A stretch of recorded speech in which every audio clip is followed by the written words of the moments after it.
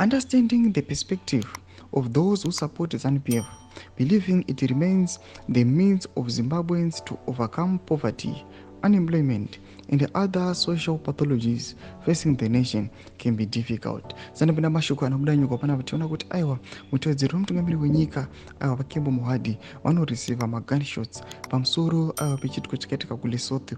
Vanhu chaona kuti aiwa kuLesotho kwavakanoenda aiwa zvakanorepresenta kana zvavanoadresa kune vanhu aiwa that will not benefit even macitizens enyika yeZimbabwe tichitarisa the current economic crisis. Sanapinda mashoko anobuda nyuko panapa subscribe or like or turn on the bell icon. Tipinda panapa pa the commentator vanyora vachiti ZANU-PF has demonstrated through various actions that he has reached the zenith of the creativity and no further innovation is expected to emerge from its endeavors. Yesterday, Kembo Mohadi was on official duty in Lesotho. Rather than promising to alleviate the burden of Zimbabwean economic migrants competing for limited resources with the locals, he pledged to discuss with government officials the revision of permit cost for Zimbabweans living in Lesotho.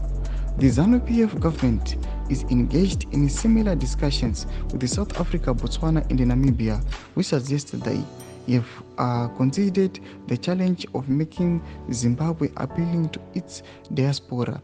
Instead, they appear to be delegating the responsibility of caring for their citizens to foreign nations, a shameless pile. Mashoko anobuda ita panapa toona kuti aiwa magunshots ari kuenda kuna this vice president achinzi aiwa these guys vari kutoorganiza kana kutoronga kuti aiwa vanhu vatoramba vachitoenda ikoko kune dzimwe nyika vabude munyika yeZimbabwe vasingagadzirisi zvinhu maeconomic crisis angachitika munyika yeZimbabwe kurevesa kwavari kuita mapermits emavagari venyika yeZimbabwe vari kuLesotho vachida kuti ave flexible.